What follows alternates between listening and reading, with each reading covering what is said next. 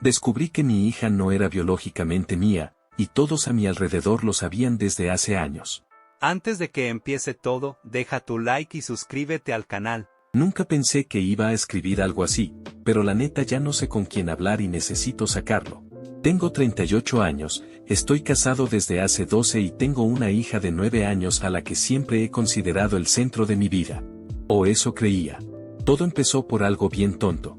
Hace como 2 meses, en la escuela de mi hija pidieron datos médicos más específicos porque iban a cambiar de aseguradora. Tipo grupo sanguíneo, antecedentes familiares, cosas así. Mi esposa, Laura, me dijo que ella se encargaba, pero un día la maestra me llamó porque faltaban datos y yo estaba más cerca de la escuela, así que pasé por el expediente. Ahí fue donde vi algo que no me cuadró. El grupo sanguíneo de mi hija aparecía como AB negativo. Yo soy O positivo. Laura es A positivo. No soy doctor, pero hasta donde sabía, eso no tenía mucho sentido. Al principio pensé que era un error administrativo, así que no dije nada y me fui. Esa duda se me quedó clavada.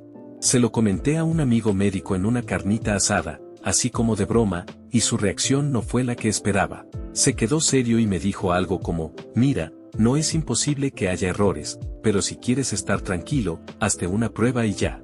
Me reí, cambié el tema, pero ya no pude soltarlo.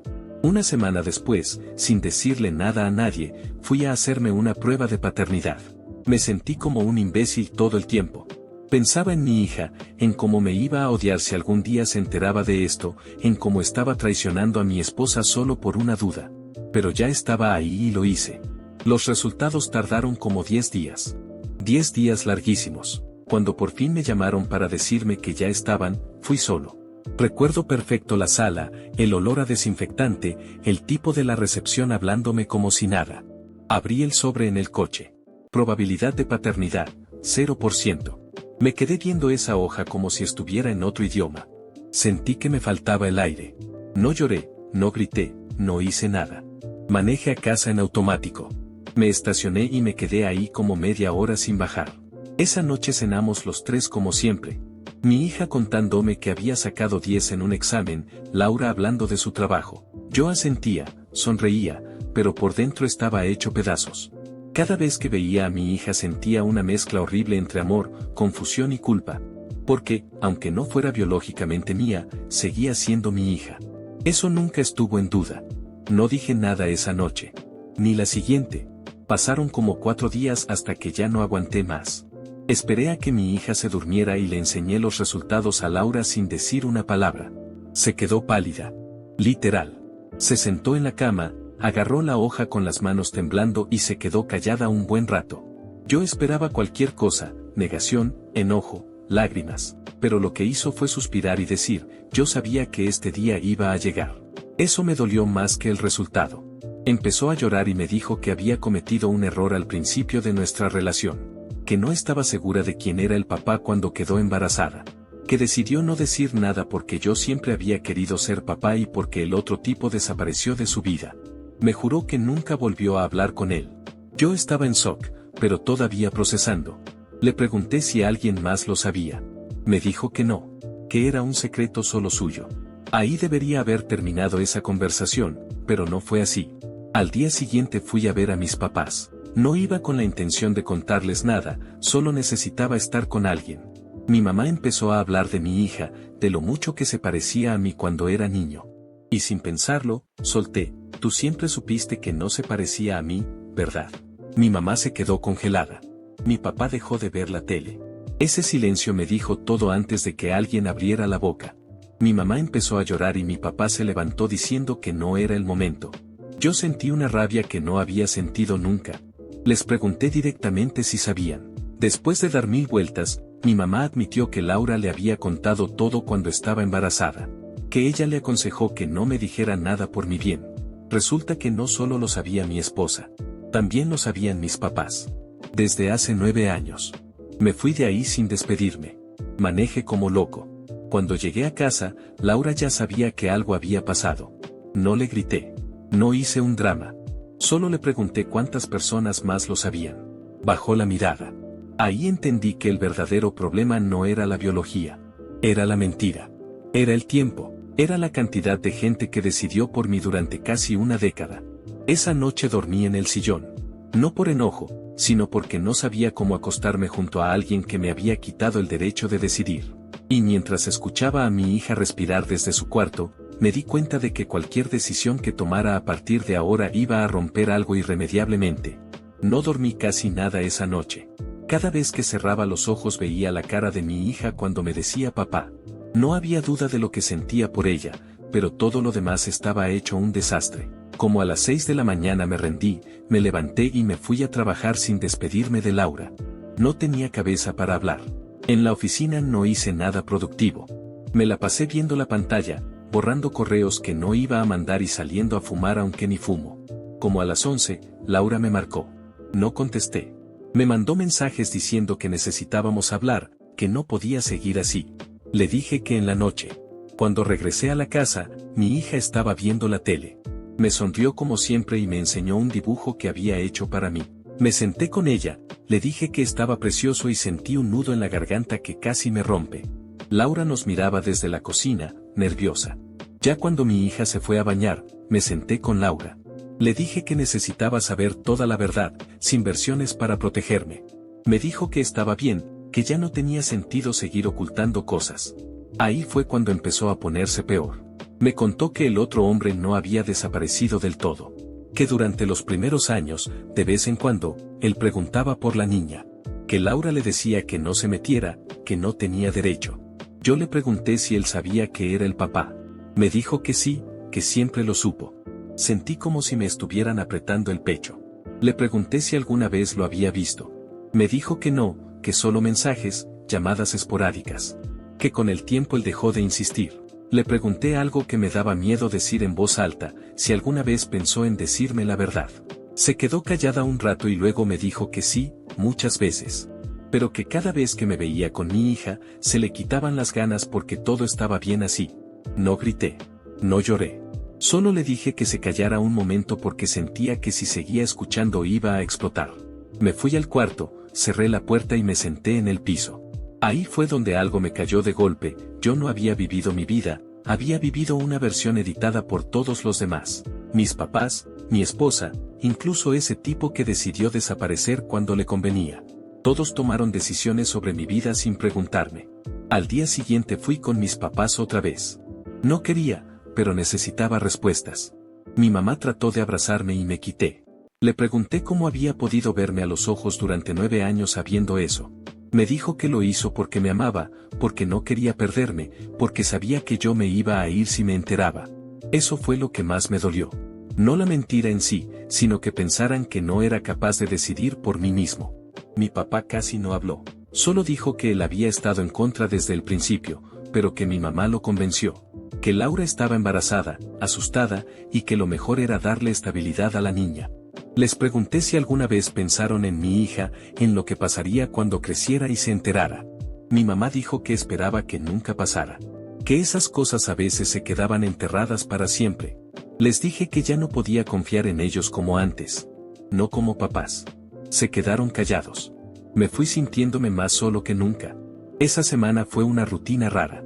Yo seguía yendo a trabajar, Laura seguía con la casa, mi hija seguía siendo una niña normal. Pero entre Laura y yo había una pared invisible. Hablábamos solo de cosas prácticas, quién la recogía, que había de cenar, pagos pendientes. Nada más. Un viernes, Laura me dijo que necesitábamos hablar de algo importante. Esperó a que mi hija se fuera a dormir y sacó su celular. Me dijo que el otro hombre había vuelto a escribirle. Que se había enterado, por alguien en común, de que nuestra hija ya estaba grande. Que quería verla. Sentí un frío horrible. Le pregunté qué le había contestado. Me dijo que nada, que no sabía qué hacer, que quería hablarlo conmigo. Por primera vez desde que todo esto empezó, la vi distinta. No como mi esposa, sino como alguien que había estado cargando decisiones enormes sola, y mal. Me dio coraje, pero también algo parecido a lástima. Le dije que no podía tomar esa decisión esa noche. Que necesitaba tiempo. Ella me preguntó si tenía miedo de que él entrara a nuestras vidas. Le dije la verdad, tenía miedo de descubrir que mi hija podía quererlo. Eso me rompió decirlo. Ese fin de semana me fui a casa de un amigo. Necesitaba distancia. Ahí, Entre chelas, le conté todo. Me escuchó sin interrumpir y al final me dijo algo que no había considerado: güey, ¿y tú qué quieres? No lo que deberías querer, sino lo que quieres de verdad. No supe qué contestar. Regresé el domingo por la noche. Mi hija me abrazó fuerte, como si hubiera pasado meses. Laura me dijo que el tipo había vuelto a escribir, insistiendo. Le pedí que me enseñara los mensajes. No eran agresivos, ni exigentes. Solo decía que quería conocerla, que no buscaba problemas. Eso me confundió todavía más.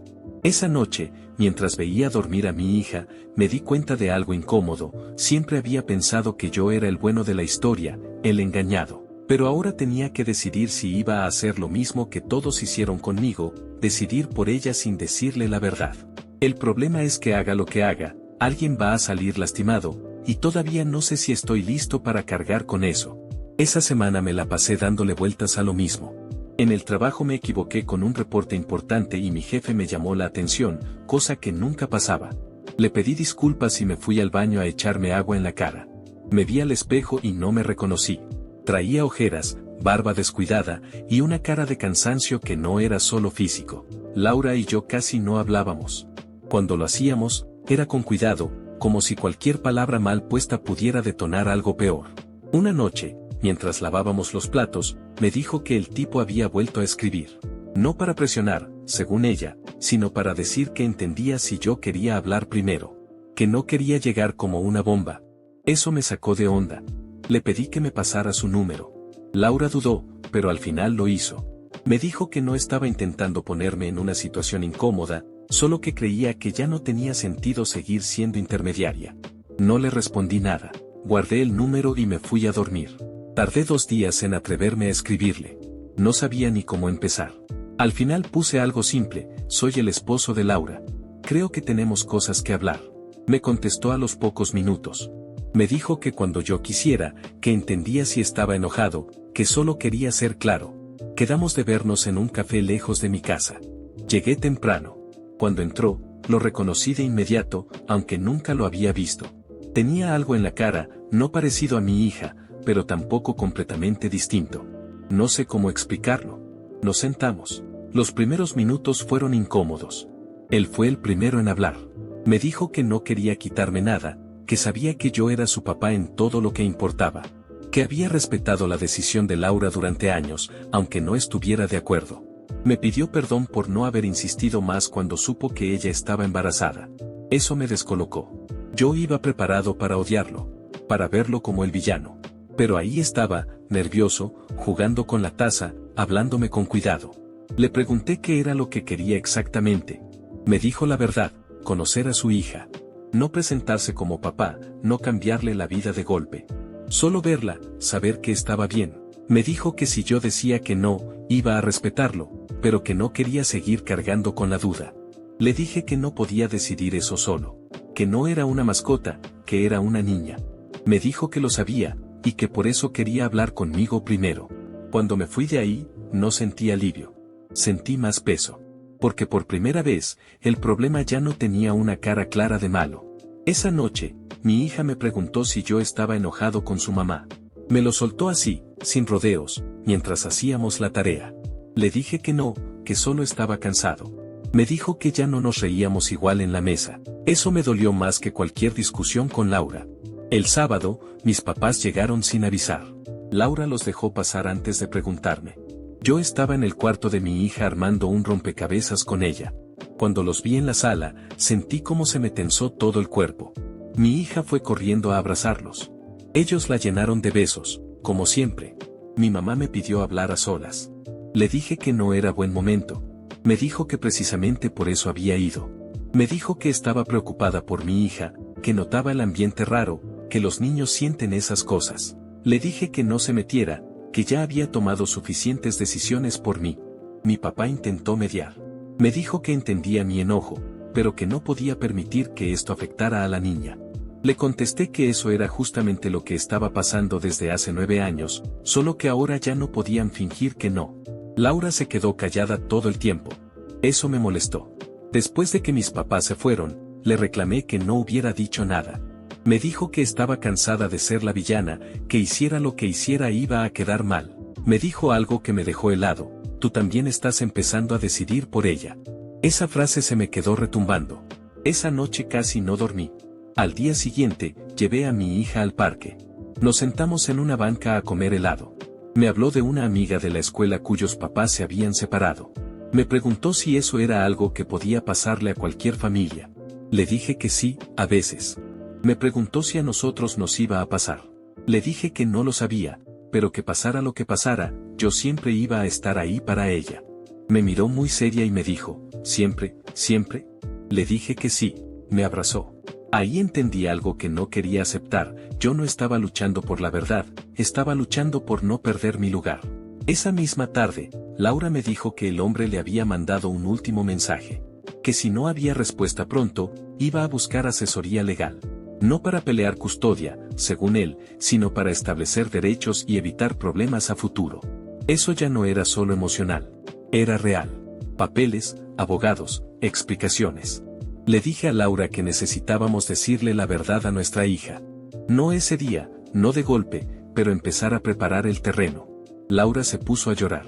Me dijo que tenía miedo de que nuestra hija me dejara de ver igual. Le dije que yo también tenía miedo, pero que ya no podía seguir viviendo con mentiras. Esa noche, cuando acosté a mi hija, me preguntó si algún día podía tener otro papá, como su amiga tenía 2 casas.